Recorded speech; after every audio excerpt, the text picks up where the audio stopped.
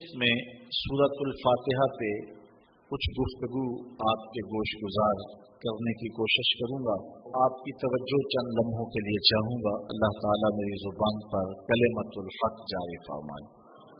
سورۃ الفاتحہ وہ بابرکت سورت ہے جو کہ مکہ المکرمہ میں حضور کے سینہ اطہر پہ نازل ہوئی.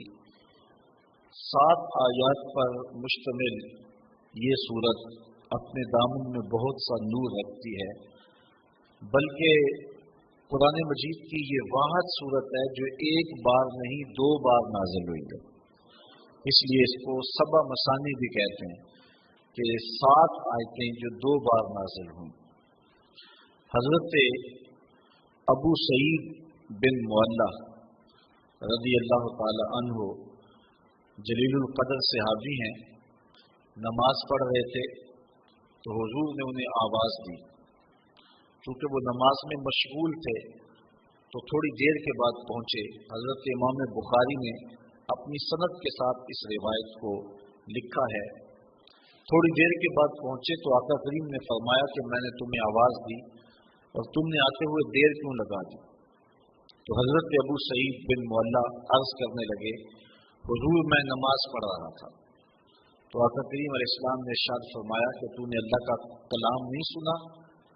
یا ایھا الذین آمنوا استجیبوا للہ وللرسول اذا دعاکم، اے ایمان والو جب تمہیں اللہ اور اس کا رسول پکارے تو ان کی پکار پہ لبیک کہا کرو.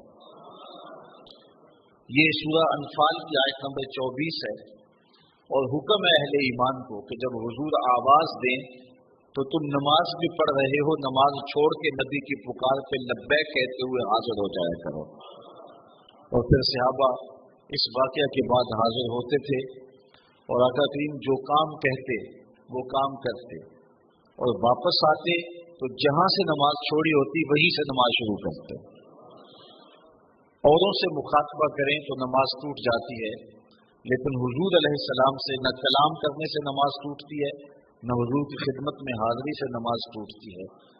آقا کریم علیہ السلام کی خدمت میں نماز کے اندر ہی تو کہا جاتا ہے السلام علیکہ ایھا النبی. تو حضرت نبی رحمت صلی اللہ علیہ وسلم نے فرمایا، اے ابو سعید بن معلہ میں تمہیں مسجد کے نکلنے سے قبل ایک ایسی سورت بتاؤں گا جو 2 مرتبہ نازل ہوئی ہے اور جو سبع مثانی ہے. تو حضرت سعید بن معلہ کہتے ہیں کہ حضور نے میرا ہاتھ پکڑ لیا. جب ہم مسجد سے باہر نکلنے لگے تو میں نے حضور سے عرض کی، حضور آپ نے وعدہ کیا تھا کہ میں مسجد سے باہر نکلنے سے قبل آپ کو وہ سورت بتاؤں گا جس سے افضل سورت قرآن کے دامن میں کوئی اور نہیں ہے.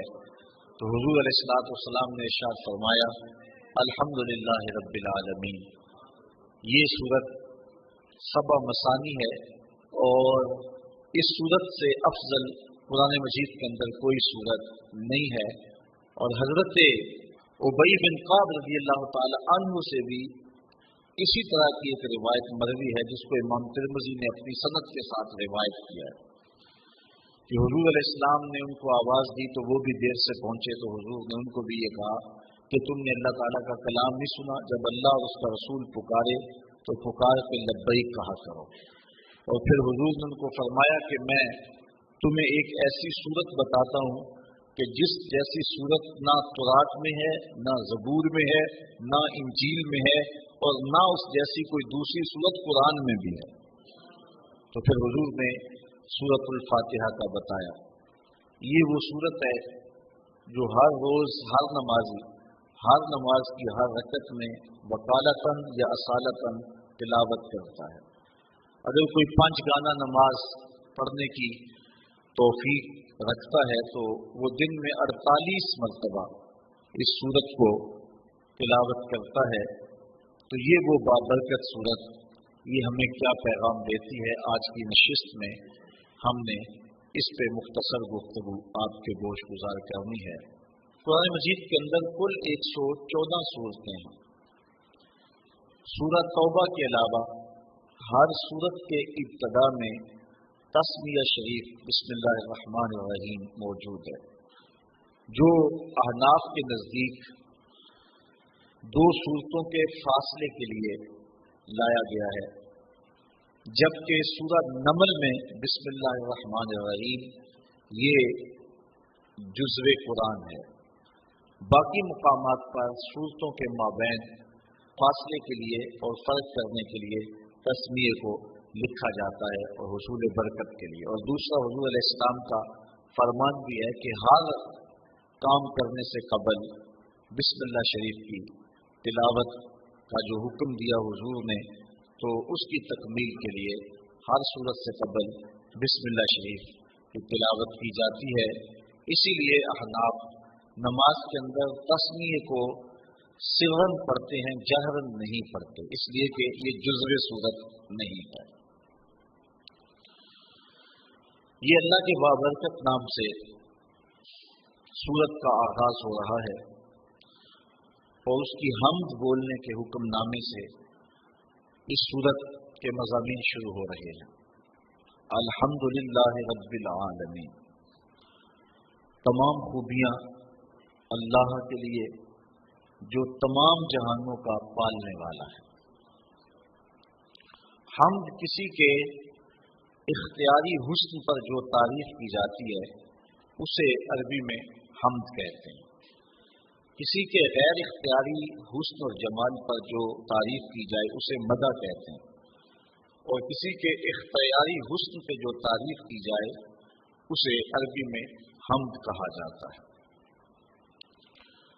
شکر اور حمد، ان میں عموم خصوص کی نسبت پائی جاتی ہے کہ ہر شکر حمد ہے لیکن ہر حمد شکر نہیں ہے۔ کسی کی نعمت کے بدلے میں جو تعریف کی جائے، خوبیاں بیان کی جائیں، وہ شکر کہلاتی ہے، اور بغیر کسی کی نعمت کے شکریہ کے طور پہ، ویسے قدر شناسی کے طور پہ جو تعریف کی جائے اس کو عربی میں حمد کہتے ہیں۔ تو یہاں حمد کا حقدار کون ہے، حمد کس کے لیے ہو، تو یہاں یہی بیان فرمایا گیا، اور قرآن مجید کے اندر متعدد مقامات پر الحمدللہ کے لفظ موجود ہیں، اور جب یہ لفظ بندے کی زبان سے نکلتے ہیں تو حضور علیہ السلام نے فرمایا قیامت کے دن یہ میزان کے پلڑے کو جھکا کے دیں گے، اتنا وزن ہوگا اور ان کا جو ہے وہ اتنا تول ہوگا۔ الحمدللہ، تمام خوبیاں اللہ کے لیے۔ لفظ اللہ ذات باری تعالیٰ کا اس میں ذاتی ہے۔ اس پر علماء نے بہت لمبی گفتگو کی ہے کہ یہ لفظ مفرد ہے یا مرکب ہے۔ بعض نے کہا مفرد ہے، بعض نے کہا مرکب ہے۔ جنہوں نے کہا مفرد ہے انہوں نے یہ دلیل دی کہ جب بھی یا اللہ کہتے ہیں تو یا اور اسم جلالت کے درمیان ایھا کو نہیں لایا جاتا۔ اگر یہ مرکب ہوتا تو ایھا کو ضرور لایا جاتا۔ یہ عربی میں قاعدہ ہے کہ وہ لفظ جو مرکب ہو، معرف باللام ہو، جب اس سے قبل حرف ندا لایا جائے تو مذکر سے قبل ایھا اور مؤنث سے قبل ایتھا لاتے ہیں۔ جس طرح یا ایھا الرسول، یا ایھا النبی، یا ایھا المزمل، یا ایھا المدثر، تو یہاں مزمل کے اوپر یا مدثر یا النبی کے اوپر الف لام ہے، تو یا اور معرف باللام لفظ کے درمیان ایھا لائے، اور اگر مؤنث ہے تو ایتھا لائیں گے، یا ایتھا النفس المطمئنہ، وا ایتھا ہے، اور یہاں یہ لفظ نہیں لایا گیا، اور اگر اس کو لایا جائے تذکیر و تانیث کے لحاظ سے تو کفر ہوگا، لہذا یہ لفظ مفرد ہے، مرکب نہیں ہے۔ اور جو لوگ اس کو مرکب مانتے ہیں وہ کہتے ہیں کہ یہ الہن کے اوپر الف لام لگایا گیا اور پھر جو ہے وہ ایک الف کو گرایا گیا، الہ تھا تو ایک الف کو گرا دیا گیا تو اللہ بن گیا۔ لیکن ان کی دلیل یہ ہے کہ آپ نے دیکھا ہے کہ کبھی بھی لفظ اللہ کے اوپر تنوین نہیں آتی، یعنی اللہن نہیں آتا، جبکہ جو مفرد لفظ ہوتا ہے جب وہ پڑھا جائے تو اس کے اوپر تنوین آتی ہے، زیدن، زیدن، زیدن، مختلف صورتوں میں، لیکن لفظ اللہ کے اوپر کبھی بھی تنوین نہیں آتی۔ اور تنوین کے لیے معنی کیا چیز ہے؟ وہ کہتے ہیں الف لام معنی ہے، کیونکہ جس لفظ کے اوپر الف لام آ جائے اس کے اوپر تنوین نہیں آتی، لہذا یہ معرف باللام ہے اور اس وجہ سے اس کے اوپر تنوین نہیں آتی۔ اگر یہ بات ہے تو پھر اگر معرف باللام ہے تو پھر یا اور حرف جو منادہ ہے ان دونوں کے درمیان میں ایھا کیوں نہیں لائے؟ اور دوسری بات، اگر یہ مفرد ہے تو پھر دلیل یہ ہے کہ اس کے اوپر تنوین کیوں نہیں آتی؟ تو جس طرح اللہ کی ذات سمجھ میں نہیں آتی، اس کا اسم بھی سمجھ کی حدود سے بنا ہے۔ سیبویہ نے مرنے کے بعد کسی کو خواب میں اس کو دیکھا، اس سے ملاقات ہوئی، اس نے کہا کہ بتا تیرا حال مرنے کے بعد کیا ہوا؟ تو سیبویہ نے جو جواب دیا، میں یہ تھوڑی سی بحث کی ہے اس لفظ کے اوپر، وہ اسی لیے کی کہ سیبویہ نے جو جواب دیا ہم بھی اس کے مستحق ہو جائیں، ورنہ یہ مشکل بحث تھی، لیکن میں نے اس کے باوجود اس بحث کو چھیڑا اور دو چار باتیں اس پہ کر دیں۔ سیبویہ کہتا ہے میں ساری زندگی لفظوں کی کھال ادھیڑتا رہا اور بال کی کھال ادھیڑتا رہا اور ساری زندگی میں لفظوں میں الجھا رہا، قرآن مجید کے معنی مطالب اس کی طرف میں نہ گیا اور میں لفظوں پر ہی ساری زندگی بحث کی۔ مرنے کے بعد میرے مالک نے مجھے بخش دیا، تو میں نے عرض کی کہ مالک میرا کون سا نیک عمل تھا جس کی وجہ سے مجھے بخش دیا؟ تو ارشاد ہوا کہ تو نے لفظوں پہ ساری زندگی بحث کی، یہ تیرا کوئی ایسا عمل نہیں تھا، لیکن لفظوں میں بحث کرتے کرتے میرا نام بھی اس لفظوں کے اندر آیا، لفظ اللہ۔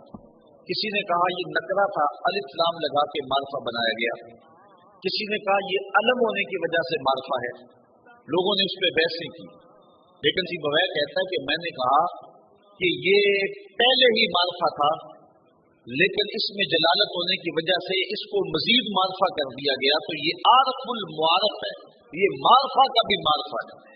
کہتا کہ میں نے اس کے بابرکت نام کو عارف المعارف کہا، تو اللہ تعالیٰ جل شانہ کو میری یہ ادا پسند آ گئی اور میری مغفرت فرما دی، اس لیے میں اس کے بابرکت نام پہ تھوڑی سی بات کی ہے کہ باوجود کہ یہ علماء کا موضوع ہے، لیکن سارے لوگ پوری توجہ سے اس گفتگو کو سن رہے تھے، اس لیے سن رہے تھے کہ ہمارے رب کے نام پر بحث ہو رہی ہے، تو اللہ کی رحمتوں سے یہ بعید نہیں ہے کہ اللہ اس کے صدقے سے ہماری بھی مغفرت فرمائے کہ یہ اجمی لوگ ہیں لیکن میرے نام پر بحث کو غور سے سن رہے تھے، تو اللہ تعالیٰ جل شانہ اس کے صدقے ہم سب کی مغفرت فرمائے۔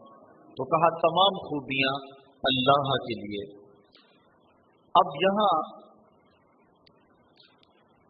الحمد کے اوپر جو الف لام ہے یہ بھی علماء نے کہا جنس کے لیے، یا الف لام جنس کا ہے یا استغراق کا ہے۔ ان دونوں صورتوں میں معنی یہ بنتا ہے کہ ہر خوبی اللہ کے لیے، یا ہر چیز جس کو خوبی کہا جا سکتا ہے وہ اللہ کے لیے، یعنی ہر کمال، ہر تعریف، ہر وصف، ہر خوبی، اس کے جتنے بھی افراد ہیں، یعنی خوبی کی جتنی بھی صورتیں اور قسمیں ہیں وہ سب اللہ کے لیے۔ اور دوسرا معنی یہ ہے کہ جسے خوبی کہتے ہیں، نفس خوبی، جنس خوبی، جنس کمال، جنس تعریف، وہ سب کے سب اللہ کے لیے، جس کی شان یہ ہے رب العالمین، جو تمام جہانوں کا پالنے والا ہے۔ کسی چیز کو اس کی استعداد ذاتیہ کے مطابق درجہ بدرجہ مرتبہ ایک کمال تک پہنچانا ربوبیت کہلاتا ہے، یعنی جو اس کی فطری لیاقت اور استعداد ہے، جو اس کی طبع میں رکھی گئی ہے۔ کبھی ایسا نہیں ہوا کہ آپ نے ایک مرغی کو بہت سارا دانہ ڈالا ہو اور وہ بڑھتے بڑھتے اونٹ جتنی ہو گئی ہو، اور کبھی ایسا نہیں ہوا کہ ایک اونٹ کو چارہ کم ملا ہو اور وہ کمزوری کی وجہ سے مرغی کی مقدار کو پہنچ گیا ہو، ایسے نہیں ہوتا۔ کبھی ایسے نہیں ہوا کہ آپ نے بہت زیادہ کھاد ڈالی اور ایک چھوٹا سا پودا گلاب کا وہ برگد کا درخت بن گیا ہو اور اتنا بڑا ہو گیا ہو، اور کبھی ایسا نہیں ہوا کہ ایک برگد کے پودے کو مناسب نمی اور نشو و نما اور اس کو پانی نصیب نہ ہوا ہو، تو وہ بالکل چھوٹا رہ گیا ہو. جو جس کی استعداد ذاتیہ ہے اس کے مطابق ہی اس کی تربیت کی جاتی ہے. مرد کی تربیت مردانہ شان کے مطابق اور عورت کی تربیت اس کے مطابق. اس طرح جانور کی تربیت، درختوں کی تربیت، ہر شے کی جو استعداد ذاتیہ ہے اس کے مطابق تربیت کرنا، جو اس کی ضرورت ہے وہ اس کو بہم پہنچانا، اس کو ربوبیت کہتے ہیں. ایک بچہ پیدا ہوتا ہے، اس کا معدہ اتنا کمزور ہوتا ہے کہ وہ کوئی غذا برداشت نہیں کر سکتا، تو اللہ تعالیٰ جل شانہ نے اس کی اس عمر کے لیے ماں کی چھاتیوں کے اندر متوازن غذا دودھ کی صورت میں رکھی ہے. یہ اس کی ربوبیت کی شان ہے. اور آپ دیکھتے ہیں کہ بچہ ہر شے آ کے سیکھتا ہے. اس نے بولنا کیسے ہے، چلنا کیسے ہے، سمجھنا، یہ ساری چیزیں وہ دنیا پہ آ کے سیکھتا ہے. لیکن دودھ ماں کی چھاتی سے کشید کیسے کرنا ہے یہ بچہ سیکھ کر کے آتا ہے. یہ اللہ تعالیٰ جل شانہ اس کو جو ہے وہ پڑھا کر کے، اس کو سکھا کر کے بھیجتا ہے. قرآن مجید میں ایک مقام پہ فرمایا وَهَدَيْنَاهُ النَّجْدَيْنِ، ہم نے اس کو دونوں گھاٹیاں دکھا دی. اور اس سے مفسرین فرماتے ہیں ماں کی چھاتیاں مراد ہیں کہ بچہ سیکھ کر کے آتا ہے. بطخ کے بچے کو تیرنا پہلے ہی آتا ہے، وہ دنیا پہ آ کر نہیں سیکھتا. مرغی کا بچہ جو ہے اس کے وظائف الگ ہے، وہ پانی میں نہیں جا سکتا ہے، تو اس کو اس کے مطابق تربیت دی. اور بطخ کے بچے کے پاؤں اس طرح چوڑے رکھے جس سے وہ پانی کو پیچھے سے کھیل سکے. یہ اس کی استعداد ذاتیہ کے مطابق اس کی تربیت کی. جس کو چارہ چاہیے اس کو چارہ بہم پہنچایا، جس کو کھانا چاہیے اس کو کھانا بہم پہنچایا، جس کو دودھ چاہیے اس کو دودھ بہم پہنچایا. ایک پرندہ ہے جسے ہنس کہتے ہیں، وہ سچے موتی کھاتا ہے. آپ اگر جائیں نا پنساری کی دکان پہ اور اس کو کہو کہ مجھے 2-4 تولے دے دے، تو ہو سکتا ہے سیالکوٹ سے ملے ہی نہیں، گجرانوالہ سے بھی نہ ملے. جو بالکل سچے جو ہے وہ موتی ہیں وہ عدم دستیاب ہو، ملے ہی نہ آپ کو. اور اگر وہ ملے بھی تو ہزاروں روپے تولے کے حساب سے ملیں گے. لیکن ہنس نامی پرندہ روز پیٹ بھر کے کھاتا ہے اور اللہ تعالیٰ اس کو روز مہیا فرماتا ہے. یہ اس کی شان ربوبیت ہے. یہ تو لوگ الجھ گئے ہیں، وہ توکل چھوڑ گئے ہوئے ہیں. وہ سمجھتے ہیں کہ شاید ہم اپنے رزق کو ہم نے خود اکٹھا کرنا اور بھول گئے ہوئے ہیں. یہ رب کی ذمہ داری ہے، یہ اس کی شان ربوبیت ہے. جس کو جو چاہیے اس کو وہ بہم پہنچاتا ہے. ہمیں صرف اتنی ڈیوٹی ہے کہ ہم اسباب کی تلاش کریں، اس کے بعد جو کچھ ہے اس کے قدم پہ چھوڑ دیں. لیکن جو اس نے لکھا ہے اگر ہم فرض کرو اسباب بھی چھوڑ دیں پھر بھی جو قسمت میں ہے وہ مل کے رہے گا. حضرت شیخ سعدی شیرازی نے یہاں بڑی خوبصورت بات کی. آپ فرماتے ہیں کہ ایک شخص جا رہا تھا جنگل میں، اس نے ایک لومڑی کو دیکھا کہ جس کے پاؤں بھی نہیں ہے، ہاتھ بھی نہیں ہے. تو اس نے کہا کہ اس کو رزق کیسے ملتا ہوگا. ساتھ ہی ایک درخت کے اوپر بیٹھ گیا. ایک شیر آیا، اس نے شکار کیا اور اس نے شکار کھایا اور پس خردہ چھوڑ کے چلا گیا. یہ لومڑی رینگتی پہنچی اور پہنچ کر کے اس نے جو ہے وہ بچہ کچا کھایا اور اپنا پیٹ بھر لیا.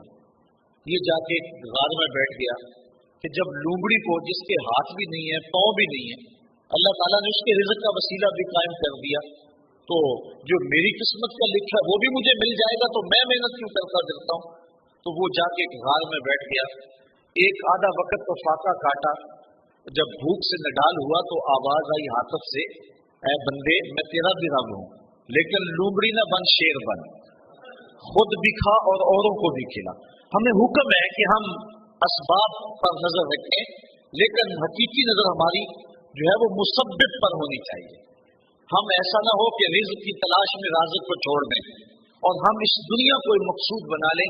اللہ تعالیٰ نے ان لوگوں کی مذمت کی ہے جن کا اوڑھنا بچھونا دنیا ہے. ارشاد فرمایا کہ جو ہے وہ لوگ الذی جمع مالا وعددا یحسب ان مالہ اخلدا کلا لینبذن فی الحطمہ وما ادراک ما الحطمہ نار اللہ الموقدۃ التی تطلع علی الافئدہ. وہ جو مال جمع کرتا رہتا ہے، گنتا رہتا ہے اور پھر یہ خیال کرتا ہے کہ میرا مال مجھ کو لافانی کر دے گا. اللہ تعالیٰ فرماتا ہے ہم اس کو پکڑ کے بڑی آگ میں ڈالیں گے. اور وہ बड़ी आग कैसी है? अल्लाह फरमाता है कि वो मेरी जलाई हुई आग है, और वो ऐसी सख्त आग है कि जो दिल भी खा जाएगी, कलेजे भी चाट जाएगी। तो उस आग में हम उस बदबख्त को डालेंगे जो रिज़्क की तलाश में राज़िक को भूल गया हुआ है, और जिसने रिज़्क को मकसूद और किबला जहां समझ लिया है। और आज हमारी परेशानियां, हमारे दुख और अज़ियतें ये है कि हम भूल गए हैं, हमारा तवक्कुल कमजोर हो गया। अगर अल्लाह पे तवक्कुल पुख्ता हो तो कोई मसला नहीं, वो रब्बुल आलमीन है, तमाम मखलूकात का रब है। यहाँ रब का लफ्ज जो है वो वाहद है, आलमीन जमा है। आलम कहते हैं मा सिवल्ला, अल्लाह के अलावा जो कुछ है वो आलम है, और एक आलम का रब नहीं है, तमाम आलमीन का रब है। परिंदों का भी रब वही है, दरिंदों का रब भी वही है, चौपायों का रब भी वही है, चिड़ियों का रब भी वही है। जो पानी में तैरने वाले, जमीन पे भीगने वाले, हवाओं में उड़ने वाले, हत्ता के आग के अंदर परवरिश पाने वाले, और इंसानों, जानवरों, हैवानों, बहाइम, हर एक का रब वही है। तमाम कायनात को बराबर दे रहा है, कोई मानता उसे भी दे रहा है और जो नहीं मानता उसे भी दे रहा है। यहाँ वो रब्बुल मुस्लिमीन नहीं कहा कि मुसलमानों का रब है, ये भी नहीं कहा कि इंसानों का रब है, ये भी नहीं कहा कि फरमा बरदारों और मतियों का रब है, कहा वो तमाम आलम का रब है। कायनात की हर शय का रब वही एक अल्लाह है, जो कि तमाम तारीफों का हकदार है, और तमाम मदह सताइश और हमदो तौसीफ जिसके लायक है। वो एक सबका खालिक है, और सबका राज़िक है, और सबका रब है, और उसी को ज़ेबा है कि वो सबको रिज़्क दे। मानने वालों को भी दे रहा है, ना मानने वालों को भी दे रहा है, जो नहीं मानते उनको भी दे रहा है, बल्कि उनको ज्यादा दे रहा है। बल्कि एक हदीस में आता है कि अगर मुसलमानों की दिल शिकनी का लिहाज और ख्याल ना हो तो काफिरों के घरों की सीढ़ियां जो है वो सोने चांदी की बना डालो, इतना उनको दो। लेकिन ये कहेंगे हमें तो ज्यादा ही रगड़ दिया गया, काफिर को बख्शे हूरो कसूर, और मोमिन के लिए फकत वादा हो। पहले शिकवा कर दिया गया, फिर तो और ज्यादा शिकवा करेंगे। लेकिन वो हर एक का मालिक है, जो नहीं मानता उसे भी दे रहा है, जो मानता उसे भी दे रहा है। जो उसके हुजूर सजदा रेज नहीं होता, रब उसका भी है, और जो उसके हुजूर पांचों वक्त सजदा रेज होता है, रब उसका भी है। कभी सूरज को नहीं कहा ये मेरे नाफरमानों का घर है, इसके घर में रोशनी ना बखेरना, ये मुझे सजदा नहीं करता, हवा तू इस घर में ऑक्सीजन ना पहुंचाना। कभी चांद को नहीं कहा तेरी चांदनी फलां के आंगन में नहीं उतरनी चाहिए, वो मेरे नाफरमानों का घर है। कहा जिस तरह बायजीद के घर में रोशनी करता सूरज, इस गुनाहगार के घर में भी ऐसे ही करनी है, चाहे गुनाहगार है, लेकिन मैं इसका भी उसी तरह रब हूं जिस तरह बायजीद बुस्तामी का रब हूं। अब थोड़ा सा एक और इसमें नुक्ता समझने की कोशिश कीजिए। आलमीन इतने हैं और रब एक है। यहाँ रब का लफ्ज वाहद है और आलमीन बहुत सारे हैं। यहाँ ये बात अकीदे की समझ में आती है कि एक रब के कई आलम हो सकते हैं, यदि कई आलमीन का एक रब हो सकता है। एक बाप के कई बेटे हो सकते हैं, और एक शोहर की कई बीवियां हो सकती हैं, एक आका के कई गुलाम हो सकते हैं, और एक रब के कई बंदे हो सकते हैं। लेकिन एक बंदे के कई रब नहीं हो सकते, एक बीवी के कई शोहर नहीं हो सकते, और एक गुलाम के कई आका नहीं हो सकते हैं। ये शान है क्योंकि एक रब के कई ममलूक और कई मरबूब हो सकते हैं, वो सब पर करम नवाजी फरमाए, लेकिन एक मरबूब के कई रब नहीं हो सकते। और दूसरी बात यहाँ समझने में ये आती है कि वो एक रब हो के सबको बराबर दे रहा है, और सब पे करम फरमा रहा है, और सबको नवाज रहा है। और हर बंदा ये समझता है कि जितना फजल मेरे पे हो रहा है, शायद दुनिया के ऊपर मैं ही उसका बंदा हूँ। यदि इतना करम, इतना फजल एक एक बंदे पे, इंसान जरा गौर करे, उसके अंदर के सिस्टम, उसका निज़ाम जिंदगी, उसको दिए जाने वाली इज्जतें, उसको शोहरत, विकार, उसको दौलतें, उसकी औलादें, ये क्या क्या एक शख्स को दिया गया है, और एक रब ने सबको दिया है। उसके कई बंदे हैं, लेकिन इसके बावजूद किसी को कमी नहीं छोड़ी। हर एक को बहम ऑक्सीजन पहुंच रही है, हर एक को हवाएं पहुंच रही हैं, हर एक को सूरज की किरणें मिल रही हैं, हर एक को चांदनी मुयस्सर आ रही है, रिज़्क़ के दरवाजे से खैरात बांट रहे हर एक को। उसके कई बंदे हैं, लेकिन उसने किसी के लिए कमी नहीं छोड़ी, और बंदे का कोई दूसरा रब नहीं था। लेकिन बंदे का अंदाज यह है जिस तरह उसके कई रब हों, اور वो उसके हुजूर सजदा करने नहीं जाता, उसको फुर्सत नहीं मिलती। एक रब के कई ममलूक हैं, एक रब के कई महबूब हैं, लेकिन उसने कसर नहीं छोड़ी। और एक बंदे के कई रब नहीं है, लेकिन उसका जो अंदाज है वो कितना बेगानगी वाला है। तो कहा अल्हम्दुलिल्लाह रब्बिल आलमीन। बात आगे बढ़ाइए। अर्रहमान अर्रहीम, वो तमाम जहानों को जो खैरात दे रहा है, तमाम जहानों की झोलियां भर रहा है। वो क्यों भर रहा है? मजबूर नहीं है, किसी एहसान के बदले में नहीं दे रहा, मुस्तकबिल में बंदों की जरूरत नहीं है। तो फिर इतने बंदों को, इतनी मखलूकात को, जिसमें जिन भी हैं, जिसमें अशराफुल अर्ज़ भी हैं, चौपाए भी हैं, इतना क्यों नवाज रहा है? इतना नवाज रहा है, क्यों नवाज रहा है? कोई गरज है नहीं, कोई मकसद है नहीं। अर्रहमान अर्रहीम, महज अपनी रहमत से करम फरमा रहा है। रहमत अल्लाह ताला जल्ला शानहू की मखलूक पर शफकत है, और शफकत के सबब अल्लाह ताला जल्ला शानहू पूरी मखलूक को नवाज रहा है। रहमान और रहीम ये दोनों मुबालगे के सीगे हैं। और अल्लाह ताला जल्ला शानहू की रहमत अमीम का तज़किरा है। रहमान में ज्यादा जो है वो रहमतों का जिक्र है, ये ज्यादा मुबालगा है रहीम से। और इसीलिए किसी शख्स के लिए रहमान का लफ्ज नहीं बोला जा सकता। अब्दुल रहीम को अगर रहीम कह लें तो गुजारा होगा, लेकिन अब्दुल रहमान को रहमान नहीं कह सकते, क्योंकि रहमान उसकी ऐसी सिफ्त है कि जो उसके अलावा किसी और में नहीं पाई जा सकती। रहीम का लफ्ज उसने अपने नबी अलैहिस्सलाम के लिए भी बोला, बिल मोमिनीना रऊफ रहीम। लेकिन रहमान का लफ्ज अल्लाह ताला के अलावा किसी और के लिए मुस्तामिल नहीं होगा। ये उसकी ऐसी सफ़ात पर मुश्तमिल है जो उसी का खासा है, और उसके अलावा किसी बंदे के अंदर, किसी और मखलूक के अंदर और किसी और ज़ात के अंदर जो है वो मुमकिन नहीं है। अब अल्लाह ताला जल्ला शानहू की रहमतों का जिक्र किया गया, लेकिन रहमतों का जिक्र करने के मुत्तसिल बाद उसने अपनी ममलकत और हुकूमत का जिक्र भी किया। मालिक यौमिद्दीन, वो रब जो रहमान भी है, वो रब जो रहीम भी है। बंदा कहीं रहमतों से धोखे में ना आ जाए और बदअमली का शिकार ना हो जाए।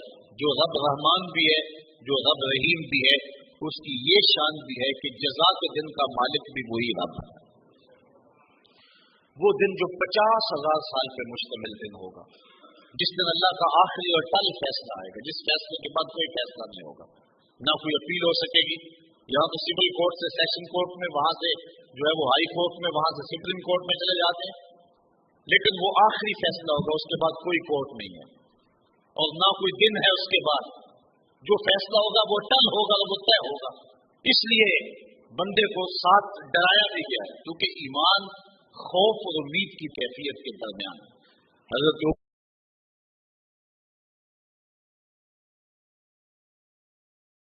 शख्स जहन्नुम में जाएगा तो मैं डरता हूं कहीं वो एक मैं ना हो जाऊं, और अगर मुझे पता चले कि सारे लोग जहन्नुम में जाएंगे, एक शख्स जन्नत में जाएगा, तो मैं अल्लाह की रहमत से उम्मीद रखता हूं हो सकता है वो एक मैं ही हो जाऊं।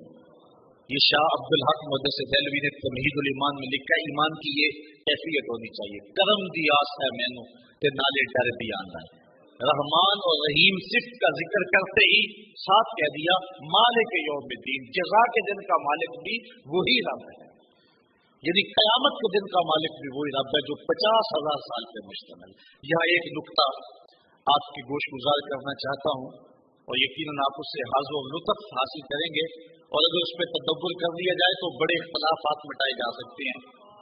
अल्लाह ताला जल्ला शानहू ने यहाँ अपनी सिफ्त बयान की कि वो जज़ा के दिन का, यानी क़यामत के दिन का मालिक है। जो बाकी दिन है उनका मालिक कौन है? यकीनन उनका मालिक भी अल्लाह है। हफ्ते के दिन का, इतवार के दिन का, जुमे के दिन का, ईद के दिन का, आशूरे के दिन का, सारे दिनों का मालिक वो है। लेकिन जब उसने अपना तारुफ करवाया है तो तारुफ में मालिक यौमिद्दीन, जज़ा के दिन का मालिक होना बताया।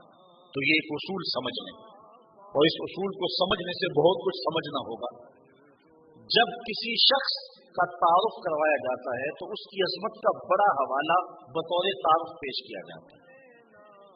अगरचे उसके तारुफ के और भी बहुत सारे हवाले हों, लेकिन जब तारुफ किसी का करवाया जाए और वो तारुफ अजमत वाला हो, तो फिर उसकी अजमत का बड़ा हवाला जो है वो पेश किया जाता है। एक मेमार है, जिसने मीनार पाकिस्तान बनाया, पार्लियामेंट हाउस भी उसी ने बनाया, बड़े बड़े आली नसब प्लाजे उसने बनाए, तो वो इत्तेफाक से आपके मोहल्ले में रहता था। एक दिन छुट्टी पे आया हुआ था, आपने कहा था हमारी गली का पानी नहीं निकलता, उसने कहा ये जो नाली जा रही है पानी वाली, इसका लेवल ठीक नहीं है, तुम दो नौजवान बुलाओ ना तो ये इसकी ईंटें खेड़ दे, मैं ऐसी तरतीब से लगा दूंगा कि पानी एक कतरा भी नहीं ठहरेगा। तो आपने ईंटें खेड़ दी, उसने तरतीब से सलीके से लगा दी, अब पानी का एक कतरा भी नहीं ठहरता। तो जिसने मीनार पाकिस्तान बनाया है, जिसने पार्लियामेंट हाउस तमीर किया, बड़े आली नस्ब प्लाजे बनाए हैं, उसने आपके मोहल्ले की उस नाली को भी बनाया है। अब किसी फोरम पे उसका अगर ये तारुफ करवाएं कि जनाब अब आपके सामने वो मेमार तशरीफ लाते हैं जो फलां शहर के फलां मोहल्ले की फलां गली की गंदी नाली बनाने वाले हैं, तो मुझे बताओ जिसने तारुफ करवाया उसने झूठ बोला या सच बोला? झूठ तो नहीं बोला, लेकिन ये उसका तारुफ करवाया या उसकी तजलील की? बोला भी सच, लेकिन उसकी तजलील करके रख दी, क्योंकि उसका जब तारुफ करवाना था तो उसकी अजमत का बड़ा हवाला पेश करना चाहिए। अगर कोई मेरा शख्स ये तारुफ करवाए कि अब आपके सामने खिताब करने के लिए वो शख्स आता है कि जो अल्हम्दुलिल्लाह प्राइमरी पास है, तो इसमें कोई शक है? लेकिन मैं कहूँगा कि मेरी दूसरी डिग्री तुम्हें नजर नहीं आती।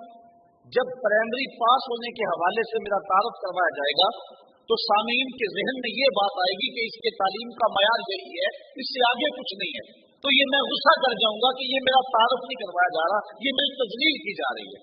इसलिए ये उसूल है, जब किसी शख्स का तारुफ करवाया जाए तो उसकी अजमत का बड़ा हवाला पेश किया जाता है, छोटे हवाले से तारुफ नहीं करवाया जाता। इसीलिए हज़रात उलमा ने कहा कि जिसने कहा मैं खंजीर और कुत्ते के रब की कसम खाता हूं, उसने अल्लाह की तौहीन की। मुझे बताओ खंजीर और कुत्ते का रब कौन है? यकीनन अल्लाह है, इसमें तो कोई शक नहीं है। लेकिन जिसने ये तारुफ करवाया कि मैं लैट्रीन की गंदी ईंटों के रब की कसम खाता हूं, तो बताओ उसने अल्लाह की तौहीन की या अल्लाह का तारुफ करवाया? कसम खाई अल्लाह की, लेकिन उसने कहा मैं अपने घर की लैट्रीन की गंदी ईंटों के रब की कसम खाता हूं, उसने तौहीन की।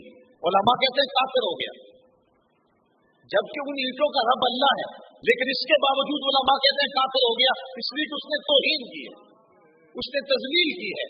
उसने ये क्यों कहा कि मैं अपने घर की लैट्रीन की गंदी ईंटों के रब की कसम खाता हूं? उसने ये क्यों नहीं कहा कि मैं काबे के रब की कसम खाता हूं? उसने ये क्यों नहीं कहा मैं मोहम्मद अरबी के रब की कसम खाता हूं? उसको यूं कहना चाहिए था, ये अजमत थी। अब बात सच्ची है लेकिन तौहीन हो गई। इस नुक्ते को समझना, बहुत सारे मसाइल आप हल कर लेंगे इस एक नुक्ते से कि किसी का तारुफ जब करवाया जाए उसकी अजमत का बड़ा हवाला पेश किया जाता है। यहां ये नहीं कहा मंगल के रब की कसम, यहां ये नहीं कहा कि रहमान और रहीम वो है जो जुमरात का रब है, जो इतवार और पीर का रब है, नहीं, बल्कि कहा जो जज़ा के दिन का रब है। जब तारुफ करवाया गया तो अजमत का बड़ा हवाला पेश किया गया, जो सबसे बड़ा दिन था उसका तारुफ करवाया गया। अब इस नुक्ते को जहन में अगर आप बिठा चुके हैं तो मैं थोड़ा सा इस दौर में जो फितने मचे हुए हैं उनकी तरफ आऊं।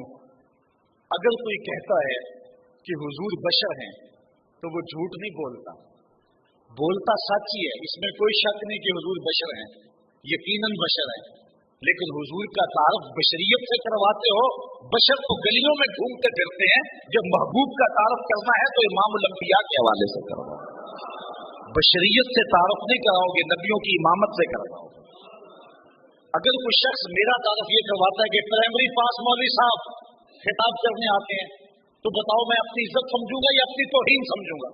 मैं समझूंगा बोल सच रहा है, लेकिन मुझे डिग्रेड करना चाहता है, मेरी तजलील करना चाहता है, इसके दिल में मेरे लिए खोट है। जो शख्स बशरियत से हुजूर की तारीफ करवाता है, बशर अबू जहल भी है।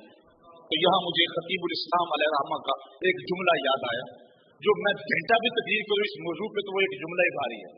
फरमाया करते थे, तूने हलीमा की बकरियों के पीछे पीछे देखा, सिदरा पर जिब्रील के आगे आगे नहीं देखा।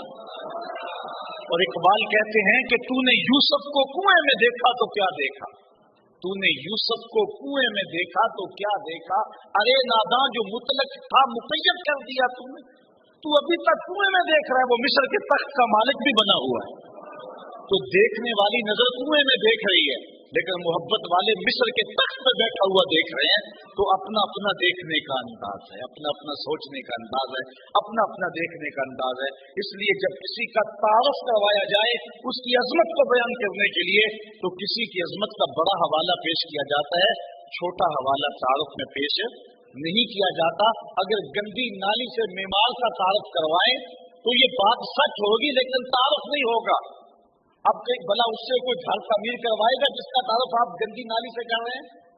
अगर कोई मेमार का ये यहाँ किसी फोरम पे तारुफ करवा रहा है, ये जी हमारी गली की गंदी नाली बनाने वाला मेमार है, उससे कोई प्लाजा बनवाएगा, उससे कोई मस्जिद तामीर करवाएगा कि इससे हमने क्या करवाना है? लेकिन अगर उसका तारुफ मीनारे पाकिस्तान से करवाएंगे तो उसको काम मिलेगा। तो तारुफ जो है वो अजमत के हवाले से करवाएंगे। अगर बशरियत के हवाले से नबी का तारुफ करेंगे तो लोगों ने नबी की अताअत क्यों करनी है? आओ, नबी का तारुफ करवाना है तो इमामुल अंबिया की हैसियत से करवाओ।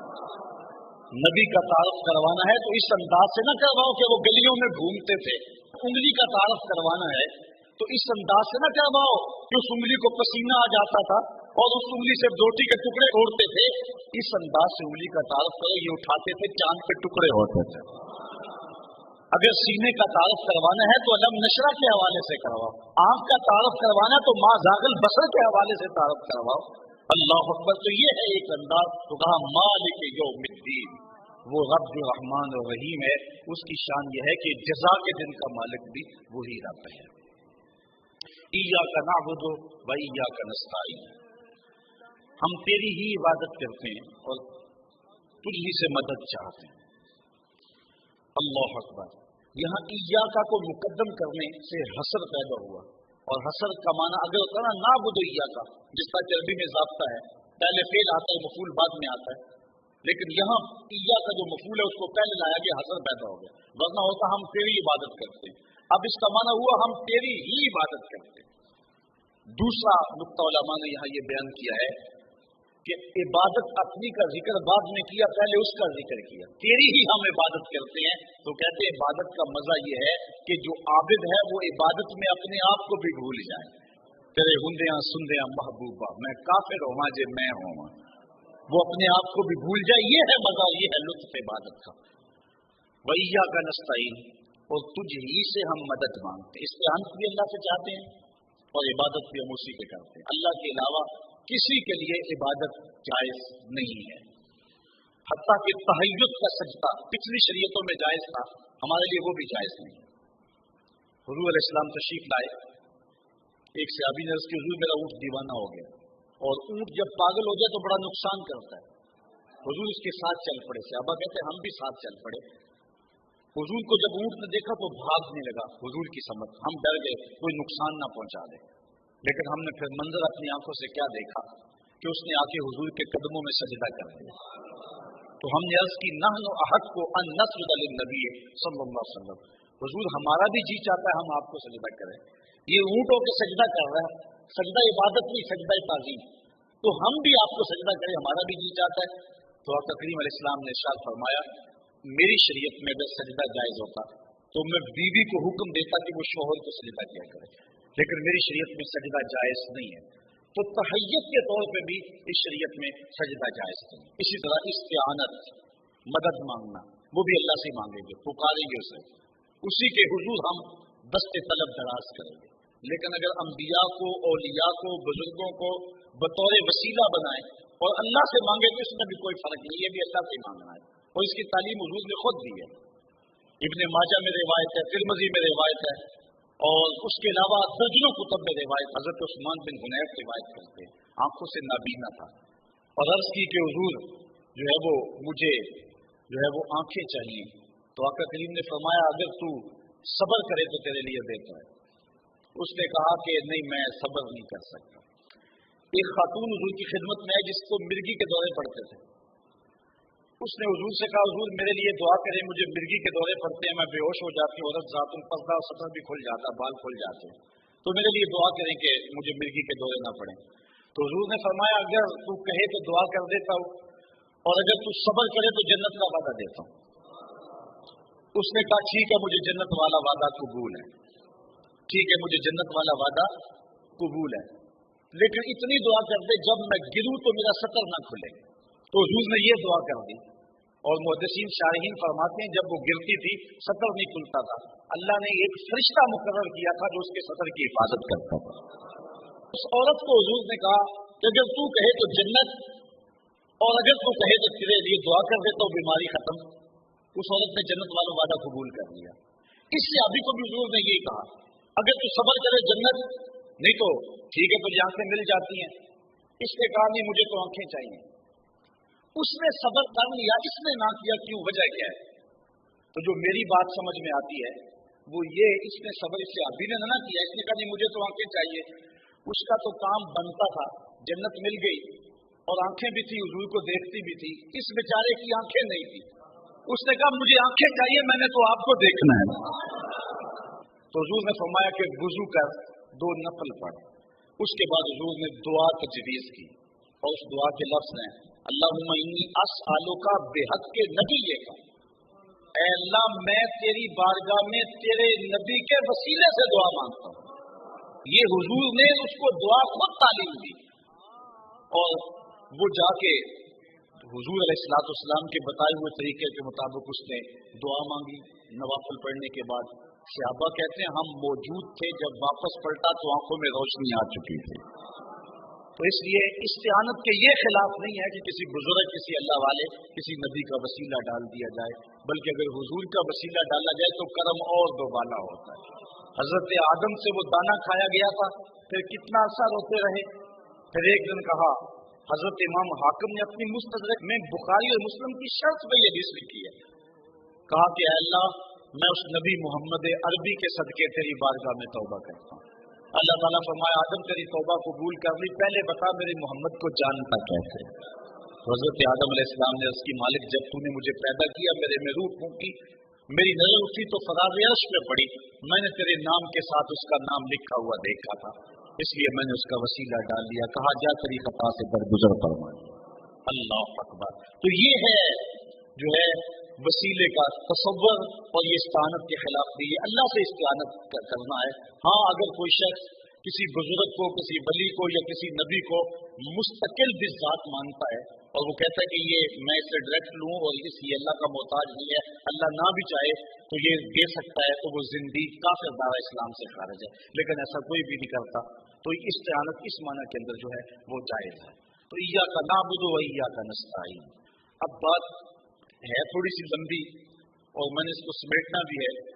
یہ جو سورۃ الفاتحہ ہے, پورا جو قرآن ہے اس کا نچوڑ سورہ فاتحہ ہے, اور یہ ایک دعا ہے. اور دعا مانگنے کا اسلوب کیا ہے, دعا مانگنے کا طریقہ کیا ہے, کسی سے مانگنے کا طریقہ کیا ہے؟ 2 طریقے ہیں. ایک تو سادہ کسی سے جا کے ڈائریکٹ مانگنا شروع کر دو کہ مجھے یہ چاہیے, مجھے یہ چاہیے, ایک طریقہ یہ ہے. اور دوسرا طریقہ یہ ہے جو مہذب ترین طریقہ کہلاتا ہے, جو کسی کی سخاوت کو اپنے سے مائل کرنے کا طریقہ ہے. جس سے مانگنا ہے پہلے اس کی تعریف کرو, پھر اس کی نرم دلی کا تذکرہ کرو, پھر اس کے مال و دولت کا ذکر کرو کہ میں کسی کنگال سے نہیں مانگ رہا, پھر اس کے بعد اپنی اس کے ساتھ جو وفاداری کا تعلق ہے اس کو بیان کرو, پھر جھولی پھیلاؤ, پھر جو ہے وہ دینے والا تمہاری جھولی بھر دے. یعنی 2 طریقے, ایک ڈائریکٹ آپ سے مانگتا ہے اور ایک جو ہے وہ پہلے تعریف کرتا ہے. دوسرا طریقہ, اب یہاں دوسرا طریقہ اپنایا گیا جو مہذب ترین طریقہ ہے, اس سے مانگنا چاہا بدلے, مانگ آگے رہا جا کے اہدنا الصراط المستقیم, لیکن پہلے کہا الحمدللہ رب العالمین, پہلے تعریف کی, پھر رحمتوں کا تذکرہ کیا, الرحمن الرحیم, جس سے مانگ رہا ہوں وہ رحیم بھی ہے اور رحمان بھی ہے. پھر کہا مالک یوم الدین, کسی کنگال سے نہیں مانگ رہا, اس کے خزانے اتنے ہیں, اس کی حکومت و سلطنت اتنی ہے کہ یہ دنیا تو یہ دنیا رہی, اس دنیا پہ بھی قبضہ اسی کا ہے. پھر اس کے بعد اپنی وفاداری بیان کی, ایاک نعبد و ایاک نستعین, ہم عبادت بھی تیری کرتے ہیں اور استعانت بھی تجھی سے طلب کرتے ہیں, مانگتے بھی تجھی سے. دیکھو نا, ایک سائل ہے جو لاری اڈے پہ اترا, ایک دکان پہ مانگتا مانگتا آپ کی دکان پہ بھی آ گیا, آپ کے سامنے بھی اس نے ہاتھ پھیلایا, مانگا اس طریقے سے, جو ابا اجداد سے شروع ہوا, شان بیان کرنے لگا, جھولی پھیلا دی. آپ اس کو جو ہے وہ 2 روپے 4 روپے 10 روپے دیں گے یا مٹھی آٹے کی ڈال دیں گے, آپ کو پتا ہے کہ آدھا شہر مانگ رہا ہے، آدھا جا کے اس نے آگے مانگنا ہے، تو اس کو اس حساب سے دیں گے کہ 10 روپے دے دیں گے. لیکن اگر کوئی سائل ہو جو لاری اڈے سے اتر کے سجی ہوئی دکانیں چھوڑ کے صرف آپ کے پاس آئے اور کہے پیچھے بھی شہر چھوڑ آیا ہوں، آگے بھی شہر پڑا ہوا ہے، لیکن میں نے کسی در پہ نہیں جانا، میں تمہیں سے لینا ہے، تو پھر بتاؤ تم اسے مٹھی آٹے کی دو گے، 10 روپے دو گے، یا اس کی ضرورت پوری کرو گے؟ یہاں بندہ کہہ رہا ہے ایاکا نعبد و ایاکا نستعین، مالک نہ کسی اور سے مانگتا ہوں نہ کسی اور کے آگے سر ٹیکتا ہوں، میں مانگتا بھی تجھ سے ہوں، پوچھتا بھی تجھے ہوں، اور پھر تعریفیں کر کے مانگتا کیا ہے، مانگتا کیا ہے، سوال کیا کرتا ہے؟ اہدنا الصراط المستقیم، کتنی اہم چیز ہے جس کے لیے اتنی لمبی تمہید باندھی، جو بندہ طلب کرتا ہے روزانہ، ہر نمازی ہر نماز کی ہر رکعت میں مانگتا ہے، اپنے رب سے سوال کرتا ہے، اہدنا الصراط المستقیم، اے اللہ مجھے سیدھی راہ پہ چلا دے. بعض نے اس کا ترجمہ لکھا ہے کہ ہمیں سیدھی راہ دکھا دے. اگر اس کا یہ ترجمہ ہے تو جس نے نماز کے لیے وضو کیا ہوا ہے، مصلی پہ کھڑا ہے، قبلہ رخ کھڑا ہے، اس نے ابھی تک دیکھا ہی نہیں ہے. دیکھا ہے تو نماز کے لیے آیا ہے نا، دیکھا ہے تو رکوع و قیام کر رہا ہے نا، دیکھا ہے تو وضو کیا ہوا ہے نا. تو یہاں دیکھنے کے معنی میں نہیں ہے، اراۃ الطریق کے معنی میں نہیں ہے، یہاں اصال الی المطلوب کے معنی میں ہے. یہ معنی ہے ہدایت کے. ہدایت کا معنی ارشاد بھی ہے، اراۃ الطریق دیکھنا. آپ سے کسی نے پوچھا ہمیں فلاں جگہ پہ جانا ہے، آپ نے کہا سیدھے ہو جائے، دائیں ہو جانا، آگے چوک آئے گا تو بائیں مڑ جانا، پھر اس کے بعد سیدھے ہو جانا، پھر گلی آئے گی، آگے ایسے ہو جانا. اس طرح آپ نے اس کو، یہ ہے اراۃ الطریق. اس میں بھٹکنے کا اندیشہ ہے، راستہ گمنے کا اندیشہ ہے. اور دوسرا یہ ہے، آپ سے کسی نے راستہ پوچھا، آپ نے اس کا بازو پکڑا، جہاں جانا تھا وہاں پہنچا دیا. اس میں بھٹکنے کا اندیشہ باقی نہیں رہتا. تو بندہ یہ نہیں کہتا مجھے راستہ دکھا دے، کہا مالک دیکھا تو ہے لیکن راستے میں شیطان کھڑا ہے، میری منزل مار لے گا، تو دستے کرم بڑا، اہدنا الصراط المستقیم، مجھے منزل پہ پہنچا دے. یہ ہے مفہوم اہدنا الصراط المستقیم. تو جب یہ سوال کیا تو پھر منزل مل گئی. صراط الذین انعمت علیہم، کہا راستہ ان لوگوں کا جن پر تیرا انعام ہوا. میرے انعام یافتہ بندے، اللہ کے انعام یافتہ بندے کون ہیں؟ خود فرماتا ہے، نبی ہیں، صدیق ہیں، شہید ہیں، صالحین. یہ 4 گروہ انعام یافتہ. ان کا راستہ مل گیا تو پھر ہدایت مل گئی، ان کی راہ قدم مل گئی، نقوش پا مل گیا تو پھر ہدایت مل گئی. اگر ان کا راستہ نہیں ملا تو پھر ہدایت نہیں ملی. لیکن آگے پھر فرمایا غیر المغضوب علیہم ولا الضالین، گمراہوں کا نہ دکھانا اور جن پر تیرا غضب ہوا ہے ان کا راستہ نہ دکھانا. یعنی انعام بھی ہوا ہو، غضب بھی نہ ہوا ہو. یعنی دنیا کے لوگ دنیا کو انعام سمجھتے ہیں نا. فرعون پہ انعام تو ہوا ہے، حکومت ملی، تخت و تاج ملے، کیا کچھ ملا، لیکن ساتھ اللہ کا غضب بھی ہوا ہے، قہر بھی ہوا ہے. نمرود پہ، حامان پہ، قارون پہ کرم تو ہوا ہے لیکن ساتھ قہر و غضب بھی ہوا ہے. دنیا کے اوپر کتنے لوگ ہیں جنہوں تخت و تاج مل جاتا تو وہ کہتے ہیں ہمارے پہ اللہ راضی نہ ہوتا تو ہمیں یہ تخت و تاج کیسے ملتے، یہ اللہ کی رضا کی دلیل ہے. انعام ہے ایک دنیاوی اعتبار سے لیکن ساتھ قہر و غضب بھی ہے. تو کہا مالک ان کا راستہ دکھا جن پہ انعام ہوا ہو لیکن قہر و غضب بھی نہ ہوا ہو. کچھ لوگ ہیں انعام ہوا ہے لیکن ساتھ قہر و غضب بھی ہوا ہے. ہمیں ان لوگوں کا راستہ دکھا جن پہ انعام بھی ہوا ہو، قہر و غضب بھی نہ ہوا ہو. اللہ اکبر. حضرت امام ترمذی نے اپنی سند سے روایت لکھی ہے کہ غیر المغضوب سے مراد یہودی ہیں اور ضالین سے مراد جو ہیں وہ عیسائی ہیں. نہ یہودیوں کا راستہ دکھا نہ عیسائیوں کا راستہ دکھا، ہمیں اسلام کا راستہ دکھا دے، راستے پہ چلا دے جو اسلام کی راہ ہے. اور ایک معنی یہ ہے کہ مغضوب علیہ سے مراد جن پر اللہ کا غضب ہوا ہے وہ مشرکین ہیں، اور جو ضالین ہیں وہ منافق ہیں جنہوں نے ہدایت کو دیکھ کے پھر پھسل گئے. تو نہ منافقوں کے راستے پہ چلا نہ مشرکوں کے راستے پہ، بلکہ ہمیں اسلام کی راہ پہ چلا دے. جب یہ اللہ کے حضور مانگ لیا، یہ مطالبہ کر لیا اور ہر روز مانگ لیا. اچھا یہاں ایک اور بات ہے کہ جس چیز کو، جس شخص کو پہلے ہی منزل نصیب ہے، بالخصوص حضور کی ذات ہے، آقا کریم علیہ السلام کی ذات والا صفات ہے، حضور تو سیدھی راہ پہ چلے ہیں، لوگوں کو چلا رہے ہیں اور گامزن ہے منزل پہ، تو پھر اس کا معنی کیا ہوگا؟ حضور بھی یہی دعا مانگتے ہیں روز. تو علماء کہتے ہیں کہ اس کا مفہوم یہ ہوگا اس راستے پہ استقامت نصیب فرما دے. جو صالحین ہیں، جو نیک لوگ ہیں، وہ یہ مانگتے ہیں مالک تو نے سیدھا راہ دکھایا ہے، اس راہ پہ چلایا ہے، کرم نوازی کی ہے، منزل دکھائی ہے، منزل پہ پہنچایا ہے، لیکن ہمارا خاتمہ بس اسی راستے پہ ہو جائے، کہیں ایسا نہ ہو ہم بھٹک جائیں، کیونکہ اتنے لوگ ہیں دنیا کے اوپر جو آخر پہ پہنچے بھٹک گئے۔ امام بخاری نے کتاب الایمان میں روایت درج کی ہے، ایک صحابی کہتے ہیں میں 30 صحابہ سے ملا ہوں اور میں نے ہر ایک کو سخت فکر مند خاتمے کے بارے میں پایا، ہر بندہ کہتا تھا بس خاتمہ ٹھیک ہو جائے۔ رنگا رنگ سہیلیاں پرن چڑھے پر فریا اس کا جانیے جس کا توڑ چڑھے۔ کتنے لوگ ہیں کہ جو درجہ کمال تک پہنچے ہوتے ہیں آخر خراب ہو جاتا ہے، اس لیے فرمایا انما الاعمال بالخواتیم، اعمال کا دار و مدار حسن خاتمہ پہ ہے۔ بلم بن بورا کی مثال ہمارے سامنے، مستجاب الدعوات ولی تھا بنی اسرائیل کا، جب دعا کے لیے ہاتھ اٹھاتا تو منہ پہ ہاتھ بعد میں پھیرتا، قبولیت پہلے ہو جاتی، اتنا مستجاب الدعوات تھا، لیکن پھر بھٹکا بہکا آخر خراب ہو گیا۔ اسی کے بارے میں قرآن میں ہے مثلہ کمثل الکلب، اس کی مثال کتے کی مثال ہے، زبان لٹک گئی، جس کا کتا زمین چاٹتا وہ چاٹتا تھا، کیونکہ حضرت موسیٰ علیہ السلام کے خلاف بد دعا کرنے لگا لیکن اپنے خلاف نکل آئی۔ اب تھا مستجاب الدعوات اور زمرہ اولیاء میں اس کا شمار تھا، خود ابلیس دیکھ لے، شیطان دیکھ لے، معلم الملکوت تھا، فرشتوں کا استاد تھا، لیکن کہاں سے گیا اور کہاں پہنچا۔ اب جتنی دیر تک ہم اس پہ لعنت نہیں کر لیتے، تلاوت قرآن کی شروع نہیں کرتے، تھا کس مقام پر، گیا کہاں۔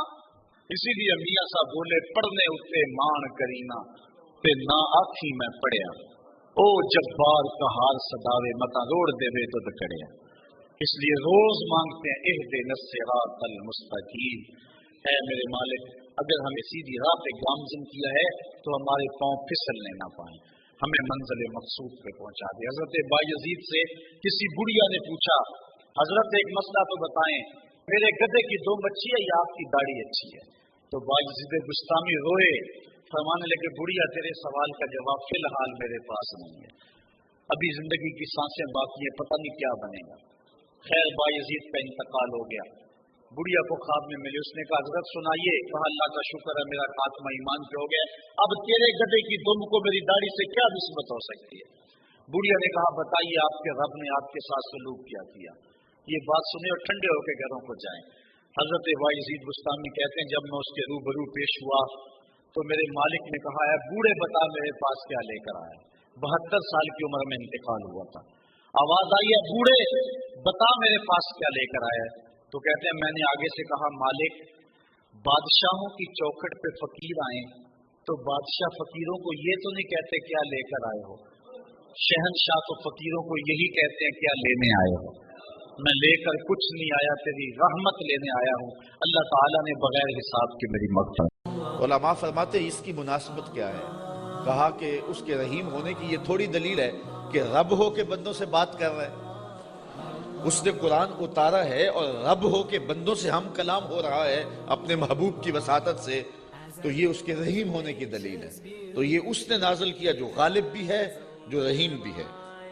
لِتُنذِرَ قَوْمًا مَا أُنذِرَ آبَاؤُهُمْ فَهُمْ غَافِلُونَ، تاکہ تم اس قوم کو ڈر سناؤ جس کے باپ دادا نہ ڈرائے گئے تھے، تو وہ بے خبر ہیں، وہ غفلت میں ہیں۔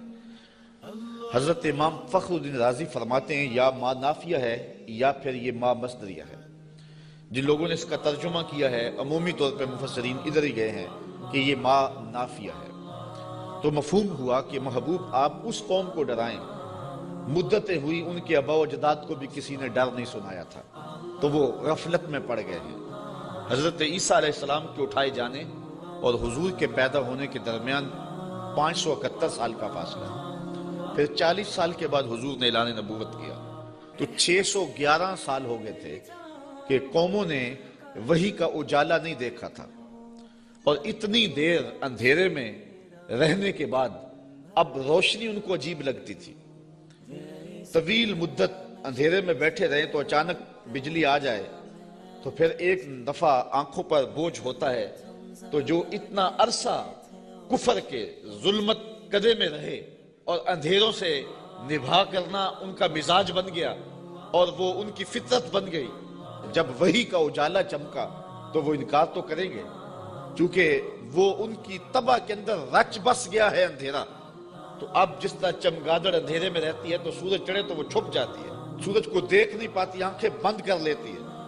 तो इसी तरह जो लोग इतना तवील अरसा अंधेरे में रहे थे, अब हुजूर की नबूवत का सूरज चमका तो उन्होंने इनकार तो करना ही था, उन्होंने तो छुपना ही था, मुखालफत तो करनी थी, इसलिए कि अंधेरे के खूगर बन गए हुए थे। फहुम गाफिलून, तो वो गाफिल हो चुके थे, उनकी फितरत में, उनकी तबा में और उनके दिल में रासिख हो चुके थे अंधेरे। अब उनको अचंबा लगता था रोशनी, रोशनी अजीब लगती थी उनको। एक तो है अगर ये माँ नाफिया माने और अगर इस माँ को मस्दरिया माने तो फिर इसका मफहूम ये होगा कि महबूब आप इनको उसी तरीके और उसी अंदाज से डर सुनाएं जिस अंदाज से इनके आबा व अजदाद को डर सुनाया गया था। आप कोई नया तरीका नहीं लेके आए, जो पैगंबरों का तरीका पहले था, तंजीर का, तबशीर का, आप उसी तरीके पे आए हैं। और जिस तरह वो लोगों को और कौमों को डर सुनाते रहे हैं, आप भी उसी तरीके पे इनको तंजीर करें, इनको डर सुनाएं, इनको तबशीर करें, इनको पैगाम हक दें। यानी आपका वही तरीका होगा जो आपसे कबल पैगंबरों का तरीका रहा है। और जिस तरह इनके आबा व अजदाद को डराया गया, पैगंबरों ने इनके बड़ों को डराया, इनको भी आप उसी तरीके से डराने के लिए आए हैं। और दूसरा मफहूम जो मानाफिया के साथ है कि आप उस कौम को डराने आए हैं, उनको डर सुनाने आए हैं, उनको तंजीर करने आए हैं। मुद्दतें हो गई कि उनके आबा व अजदाद को भी किसी ने डर नहीं सुनाया था, अब गफलतों के खूगर हो गए हैं, अब आदी हो गए हैं अंधेरों में रहने के, तो तेरी बात इनको अजीब लगेगी तो मुखालफत भी करेंगे, ताने भी देंगे, पत्थर भी उठाएंगे और गड़े भी खोदेंगे, कांटे भी बिछाएंगे, ताइफ का बाजार भी सजेगा, मक्के की गलियों में दुख भी आएंगे, ओहद और बदर की जंगें भी होंगी। इस सख्त हालात से महबूब आपको गुजरना होगा, इसलिए कि आपका पाला उस कौम से पड़ने लगा है जिनके आबा व अजदाद ने भी मुद्दतें हुई, रोशनी नहीं देखी थी।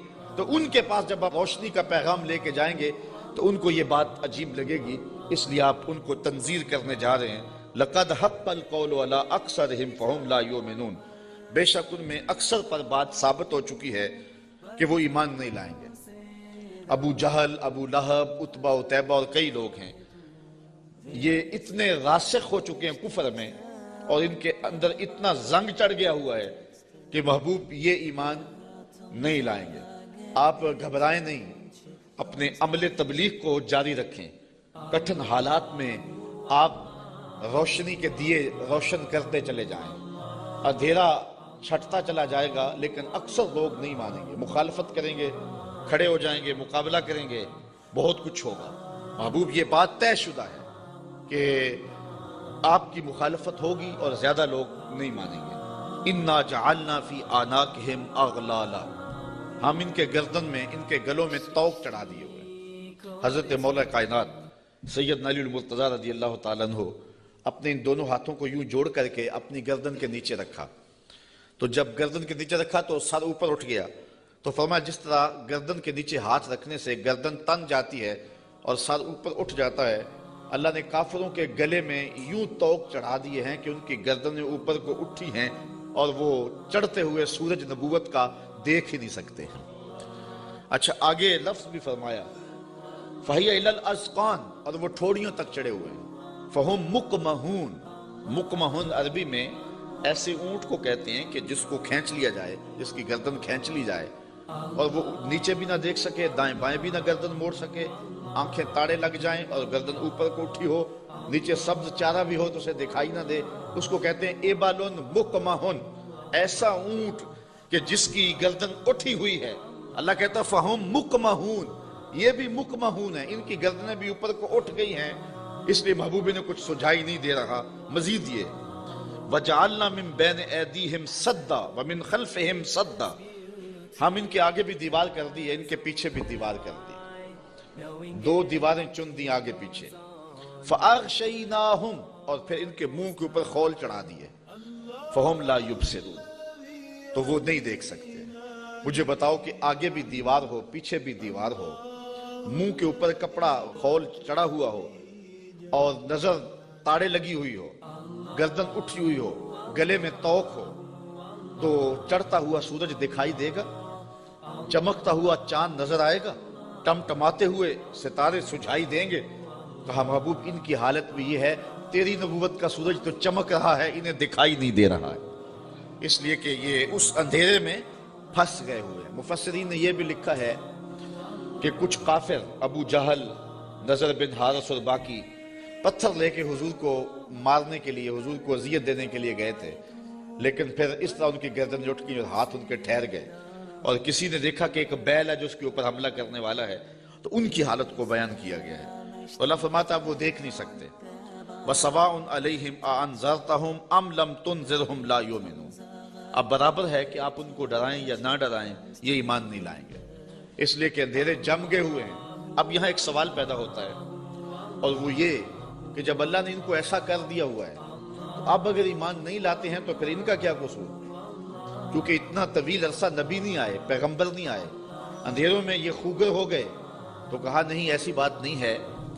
بات یہ ہے کہ پیغمبر جب آئے تو انہوں نے تکذیب کر کے، پیغمبر کی توہین کر کے، نبی رحمت کی تضحیق کر کے، حضور کا انکار کر کے، اذیتیں دے کے اپنے لیے ایسا ماحول پیدا کر دیا کہ اللہ نے پھر ان کے دلوں پہ زنگ چڑھا دیے۔ اب یہ کچھ دیکھ نہیں سکتے، تو یہ نہیں تھا کہ ان کو روشنی دی نہیں گئی تھی، ان کو اجالا فطرتاً بھی دیا گیا تھا، انہوں نے اسے بھی مسخ کر لیا، اور ان کو روشنی پیغمبر رحمت کے ذریعے سے بھی آئی تھی، انہوں نے اس کا بھی انکار کر دیا۔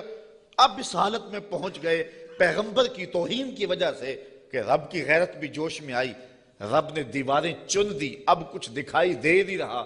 یار اس سے بڑھ کر کیا بات ہے کہ چاند ٹکڑے ہو کے قدموں میں آئے اور یہ پھر بھی نہ مانے، سورج پلٹ کے اثر کے وقت پہ آئے، یہ پھر بھی نہ مانے، ابو جہل مٹھی میں کنکر لے کے آئے اور کہے آپ اللہ کے رسول بتاؤ میری مٹھی میں کیا ہے، تو حضور بول کے کہیں میں بتاؤں یا جو مٹھی میں وہی بتا دے، تو اب بھی وہ نہ مانے اور کہے ھذا من سحر ابن ابی کبشہ، یہ ابو کبشہ کا جادو ہے جو سر چڑھ کے بول رہا ہے۔ تو یہ ان کے آگے پیچھے دیواریں نہیں ہیں تو اور کیا ہے، ورنہ اتنے واضح دلائل دیکھنے کے باوجود بھی ان کو نظر نہیں آ رہا، یا رشتہ دار بھی ہیں لیکن نظر نہیں آ رہا، پاس بیٹھتے بھی ہیں نظر نہیں آ رہا، اور بلال حبشے سے دیکھ رہا ہے، سلمان کو فارس سے دکھائی دے رہا ہے، اور صہیب کو روم سے نظر آ رہا ہے، کول ہندیاں بھی کہیں اپنا نہ جانے، دل والے آکھیا دلدار آگے۔ تو یہ اپنی اپنی قسمت کی کہانی ہے، تو کہا محبوب آپ ان کو ڈرائیں یا نہ ڈرائیں یہ ایمان نہیں لائیں گے۔ انما تنذر من اتبع الذکر وخشی الرحمن بالغیب فبشرہ بمغفرۃ واجر کریم۔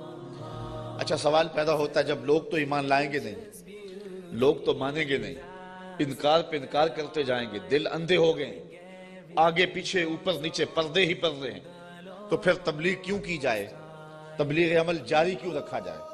جب زمین ہی بنجر ہے تو پھر بیج کیوں ڈالا جائے؟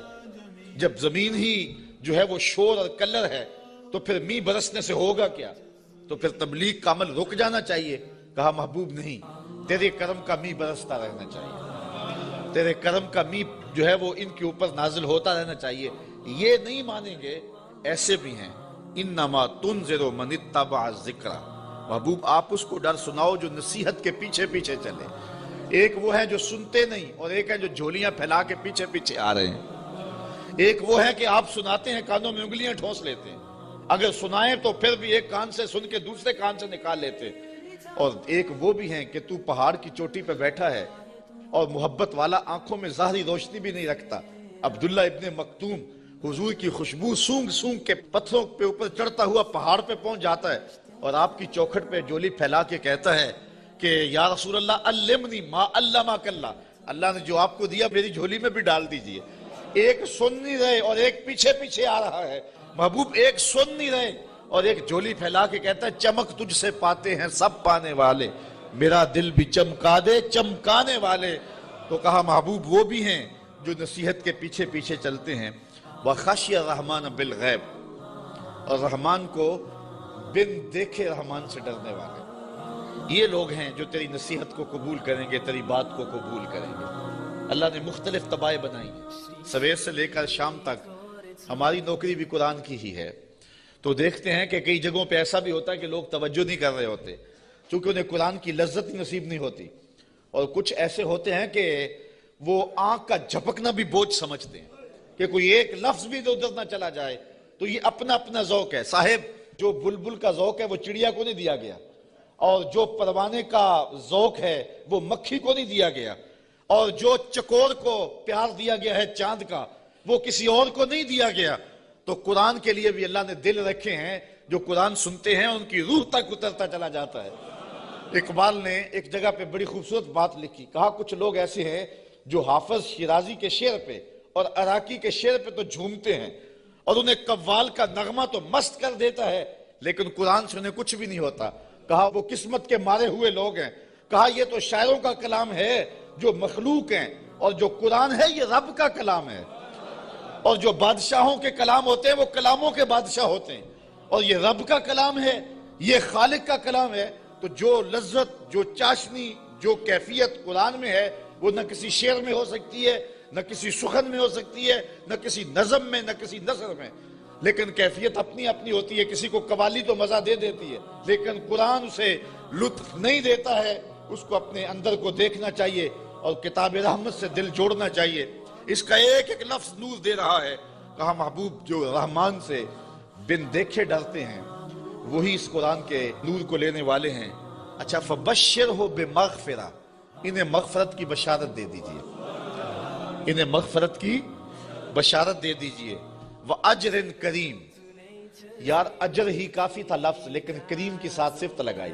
میرے پاس کوئی اس کا مفہوم نہیں ہے کہ اس کو اردو میں ڈھال سکوں، لیکن اتنا ہی سمجھیں کہ جس اجر کو میرے رب نے بھی کریم کہا وہ کیسا اجر ہوگا۔ اللہ فرماتا ہے ہم ان کو بخشیں گے بھی اور اجر کریم بھی دیں گے۔